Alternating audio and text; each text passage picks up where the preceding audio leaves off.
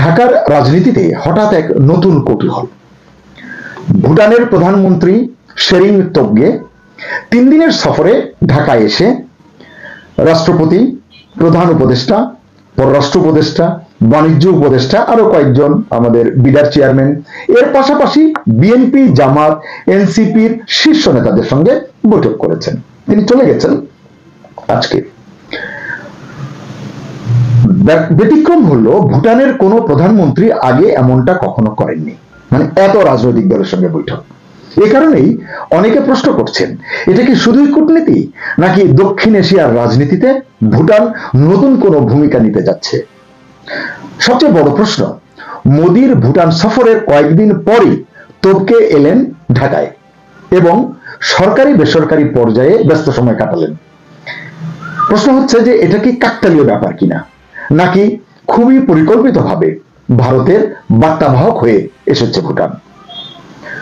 ভুটানের প্রধানমন্ত্রীরা অতীতে যখনই বাংলাদেশে এসেছেন আমরা দেখেছি তারা ফোকাসড থেকেছেন ব্যবসা নিয়ে, জলবিদ্যুৎ নিয়ে কি করা যায়, শিক্ষা খাতে এবং উন্নয়ন খাতে, যোগাযোগ ইত্যাদি খাতে সহযোগিতার মতো বিষয় নিয়ে তারা কথা বলেছেন, আলোচনা করেছেন।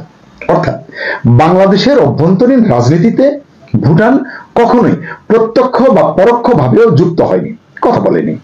আসলে এটা তাদের কূটনৈতিক নীতিরই অংশ, মানে অনেকটা নন ইন্টারফিয়ারেন্স, কোনো কিছুতেই অন্যের রাজনীতিতে ইন্টারফিয়ার না করা। কিন্তু এবার ভুটানের প্রধানমন্ত্রী ঢাকায় সরকারি বেসরকারি পর্যায়ে যে মিটিংগুলো করলেন, এটাকে ডিপ্লোম্যাটিক ল্যাঙ্গুয়েজে অনেকে বলছেন পলিটিক্যাল আউটরিচ।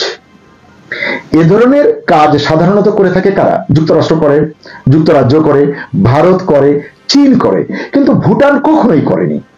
তাই প্রশ্ন যাচ্ছে, এবং এটি স্বাভাবিক, যে ভুটান হঠাৎ রাজনৈতিকভাবে এত অ্যাক্টিভ হলো কেন? এমন প্রশ্নের পেছনে লজিকও আছে। আপনারা জানেন মাত্র কয়েকদিন আগেই ভারতের প্রধানমন্ত্রী নরেন্দ্র মোদী ভুটান সফর করেছেন 2 দিনের জন্য। লালকেল্লায় আপনার বোমা বিস্ফোরণ হয়েছে, তারপরও তিনি সেখানে গিয়েছেন। বলা হচ্ছে এটা ছিল ভারতের জন্য অত্যন্ত কৌশলগত একটি সফর। সেখানে 2 দেশের মধ্যে, ভারত এবং ভুটানের মধ্যে আঞ্চলিক নিরাপত্তা, সীমান্ত পরিচালনা, বাণিজ্য আরো নানান বিষয়ে আলোচনার পাশাপাশি বাংলাদেশের পরিবর্তিত রাজনৈতিক পরিস্থিতির বিষয়টিও নাকি উঠে এসেছিল। এটি একটি সূত্র জানিয়েছে, সত্য মিথ্যা বলা মুশকিল। নাম প্রকাশ না করার শর্তে কূটনৈতিক সূত্রটি জানিয়েছে ওই আলোচনায় ভারতের প্রধান কৌশলগত লক্ষ্য ছিল বাংলাদেশে যেন স্থিরতা থাকে, স্ট্যাবিলিটি থাকে, পলিটিক্যাল, এবং দেশের নতুন নেতৃত্ব ভারতের সঙ্গে দূরত্ব তৈরি না করে, মানে সামনে নির্বাচন যারা আসবে, মানে এরকম একটি বিষয় ব্রডার স্কেলে আমার মনে হয়েছে। এই কারণেই প্রশ্ন উঠছে, তোবগে কি মোদির কোনো বার্তা নিয়ে ঢাকায় এসেছিলেন? এবারের সফরে ভারত ভুটানকে কি কি দিয়েছে এটা যদি একটু দেখি। সফরে গেছেন মোদী, কিন্তু কি কি দিয়েছেন সেটা পর্যালোচনা করলেও কিন্তু কিছু ক্লু মিলতে পারে। এমনিতেই ভুটানের সঙ্গে ভারতের সম্পর্ক ভালো, সহযোগিতার ক্ষেত্রটা যদি দেখি, তো এবারও এমন অনেক সহযোগিতার ক্ষেত্র তারা আরো উন্মোচিত করেছে। আমি 2-3টি শুধু বলছি। 4000 কোটি রুপি, 40 বিলিয়ন রুপির ক্রেডিট লাইন তারা দিয়েছে ভুটানকে, ভারত দিয়েছে।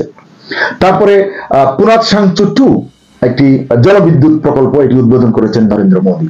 এছাড়া রেল যোগাযোগ বা এমনিতে সড়ক যোগাযোগ, এইসব চুক্তি সহ বেশ কিছু চুক্তি করা হয়েছে। ভুটান ভারত সম্পর্ককে অসাধারণ উচ্চতায় উন্নীত করার প্রত্যয় এসেছে, ঘোষণাও এসেছে। গুরুত্বপূর্ণ বিষয় হলো মোদীর এবারের সফর ভুটানের জন্য বিশেষ কিছু ছিল, এটি কূটনীতিকরাই বলছেন। এবং ঠিক তার কয়েকদিন পরই ভুটানের প্রধানমন্ত্রী কেন ঢাকায় এলেন এবং একাধিক দলের সঙ্গে, রাজনৈতিক দলের সঙ্গে রাজনৈতিক সংলাপ করলেন, এটি কূটনীতিকরা বলছেন। আসলে তো বৈঠক করেছেন তারা, সৌজন্য সাক্ষাৎ, কিন্তু সেখানে পলিটিক্যাল কথাও হয়েছে। এবার ভুটানি কোন প্রধানমন্ত্রীর একাধিক রাজনৈতিক দলের সঙ্গে মিটিং, এটা দক্ষিণ এশিয়ার কূটনীতিতে ইতিপূর্বে দেখা যায়নি। এ কথাটা আমি আগেও বলেছি। এখানেই প্রশ্ন আসে, শেরিং তোবগে, ওনার নামটি বলতে গিয়ে ট বলবো না ত বলবো, এই দ্বিধাটি কাজ করে। মানে প্রশ্নটি হচ্ছে যে শেরিং তোবগে কি দলগুলোর সঙ্গে কেবল সৌজন্য সাক্ষাৎ করেছেন, নাকি বার্তা দিয়েছেন দ্রুত সমঝোতা করুন, স্থিতিশীলতা নিশ্চিত করুন?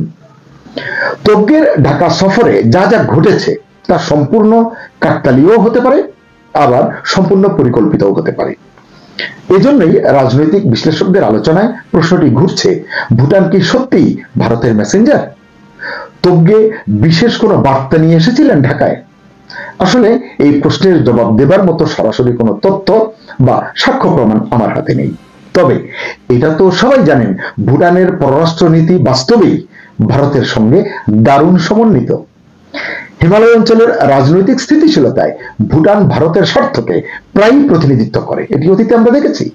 তাই বিশ্লেষকদের মতে ঢাকায় তোবগের রাজনৈতিক টাচ পয়েন্টগুলো ছিল মূলত: এক, বাংলাদেশের অভ্যন্তরীণ উত্তেজনা সম্পর্কে ধারণা নেওয়া; দুই, ভারতের জন্য একটি গ্রাউন্ড রিপোর্ট তৈরি করা; তিন, ভবিষ্যৎ রাজনৈতিক ফ্রেমওয়ার্ক ভারতের পক্ষে স্থিতিশীল কিনা সেটা পরিমাপ করা। অত্যন্ত গুরুত্বপূর্ণ কিন্তু ইস্যুগুলো। এবং এটা যদি সত্য হয় তাহলে বলতেই হবে তোবগের সফর নিছক কূটনৈতিক ছিল না, বরং ভারতের কূটনীতি বর্ধিত সংস্করণ ছিল। এছাড়াও আরো কিছু ইন্ডিকেটর আছে এখানে, সেটা আমরা দেখতে পারি। সেটা হচ্ছে, এক, ভুটান ভারতের সবচেয়ে নির্ভরযোগ্য কৌশলগত মিত্র। সবাই জানি সাউথ এশিয়ায় ভারতের সবচেয়ে স্টেবল অ্যালাই হলো ভুটান। এই দুই দেশের সম্পর্ক হলো ট্রাস্ট বেসড, আস্থার উপরে, বিশ্বাসের উপরে। দুই, ভুটান নিজের সিদ্ধান্তে অন্য দেশের অভ্যন্তরীণ রাজনীতিতে ঢোকে না, মানে এই সিদ্ধান্তটি তারাই নিয়েছে, তারা ঢোকে না, ঢুকবে না। তাহলে এবার কেন ঢুকলো, এই প্রশ্নটি আসছে। তিন, বাংলাদেশে নির্বাচনের আগে ভারতের সাধারণত বেশি সক্রিয় ভূমিকা থাকে, আমরা অতীতে এটি দেখেছি। কিন্তু এবার সঙ্গত কারণেই ভারত প্রকাশ্যে খুব নীরব। এই অবস্থায় ইন্ডিয়াস সাইলেন্ট ডিপ্লোমেসি ভায়া ভুটান, অনেকেই এমন ধারণা পোষণ করছেন, কূটনীতিকদের অনেকে এমনটি বলছেন। চার, তোবগের বক্তব্যগুলো খুব কূটনৈতিক।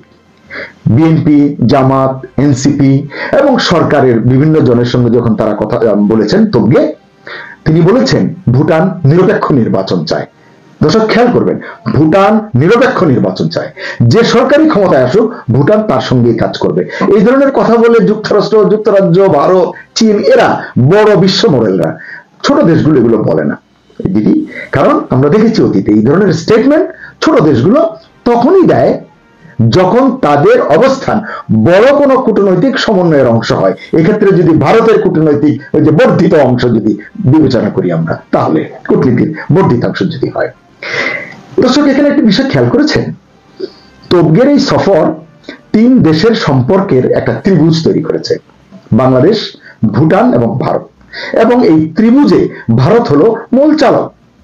অনেক রাজনৈতিক বিশ্লেষক বলছেন সম্ভাবনা আছে ভারত হয়তো বাংলাদেশের নির্বাচন নিয়ে নরম কঠোর মেসেজের একটি ব্যালেন্সড ভার্সন, ভারসাম্যপূর্ণ একটি ইঙ্গিত বা মত দিতে চাইছে, তাও ভুটানের মাধ্যমে। আপনি তো জানেন, বন্ধুর মতো করে বললে কথা মানুষ শোনে, কিন্তু নিরপেক্ষ বন্ধুর বলা কথা মানুষ বেশি শোনে। আপনিও শোনেন, আমিও শুনি। ভুটান হয়তো সেই জায়গাটায় নিরপেক্ষ বন্ধু হিসেবে উভয়ের জন্য ভূমিকা রাখতে চেষ্টা করছে, অনেক বিশ্লেষক এমনটি মনে করছেন। আরেকটি বিষয় লক্ষণীয়, যে মিটিংগুলো করেছেন তিনি, যাদের সঙ্গে করেছেন, এই মিটিং থেকে বেরিয়ে কোনো পক্ষই নির্দিষ্ট কোনো বক্তব্য দেয়নি। তারপরও যেসব ইঙ্গিত মিলেছে বা পাওয়া গেছে সেগুলো হলো, তোবগে বারবার উল্লেখ করেছেন স্থিতিশীলতা জরুরি, কোট আনকোট, খেয়াল রাখবেন। বলেছেন ভুটান দক্ষিণ এশিয়ার শান্তি ও সংলাপ চায়। কোন দলই তোবগেকে তাদের পক্ষে অ্যাডভোকেট দাবি করেনি বা করতেও বলেনি। কিন্তু সব দলের মন্তব্যে একটাই কথা, তিনি মানে তোবগে পরিস্থিতি বুঝতে চেয়েছেন। এর মানে কি? এটা কি কোনো সাধারণ মানে সফরের লক্ষণ? তাহলে কি বলতে পারি তোবগে হলেন নতুন মধ্যস্থতাকারী ভারত এবং বাংলাদেশের মধ্যে? চিন্তা করলে কি ক্ষতি কি আছে বা লাভ কি আছে সেটি দেখব। ভুটানের প্রথম রাজনৈতিক আউটরিচের মাধ্যমে ঢাকার নির্বাচন নিয়ে সফট মেডিটেশন চলছে এখন, এই প্রশ্নটি আসে। কিংবা ঠিক আনুষ্ঠানিক মধ্যস্থতা না হলেও বিশ্বাসযোগ্য তৃতীয় পক্ষ হিসাবে অন্য পক্ষগুলোকে একটু স্থির রাখতে এবং বিশেষ করে ভারতের মুড বুঝাতে মানে বাংলাদেশকে ভুটান কি ভূমিকা রাখতে চেষ্টা করেছে? যদি করে থাকে তাহলে এটাকে বলা যেতে পারে ব্যাক চ্যানেল সিগন্যালিং। কূটনীতিকরা সহজেই বুঝবেন এই ভাষাটি। প্রিয় দর্শক, মানে সরাসরি এমন কোনো প্রমাণ নেই যে তোবগে ভারতের বিশেষ বার্তা বয়ে এনেছেন, কিন্তু ওই যে বললাম ভুটানের প্রধানমন্ত্রীর ঢাকায় সিরিজ রাজনৈতিক বৈঠক, এটা যেমন অভূতপূর্ব, তেমনি মোদীর সাম্প্রতিক ভুটান সফরও খুবই তাৎপর্যপূর্ণ। তাই বলা যায় পলিটিক্যাল প্লাস স্ট্র্যাটেজিক সিগন্যালিং এই দুটোর সমন্বয় হওয়ার সম্ভাবনা এখানে খুবই জোরালো। এটা কূটনীতি এবং রাজনীতির মাঝামাঝি এক ধরনের অ্যাক্টিভিটি, যেটা ছোট দেশগুলো সাধারণত করে না। তোবগের সোশ্যাল মিডিয়া পোস্টেও খোঁজ নিয়ে খুঁজেছি, সেখানে রাজনীতি নিয়ে এই যে তিনি এসছেন, এই রাজনীতির কোনো কথা সেখানে নেই। তার মানে তিনি নিরপেক্ষ দূত হিসেবে এসেছিলেন, এটি বোঝা যাচ্ছে। এই জন্যই বিশ্লেষকরা বলছেন এই সফর বাংলাদেশে যে নতুন ধরনের কূটনৈতিক সক্রিয়তার সূচনা করেছে তা আগামী নির্বাচন পর্যন্ত অনেক বড় ভূমিকা রাখতে পারে। শেষ করব দুটি কথা দিয়ে।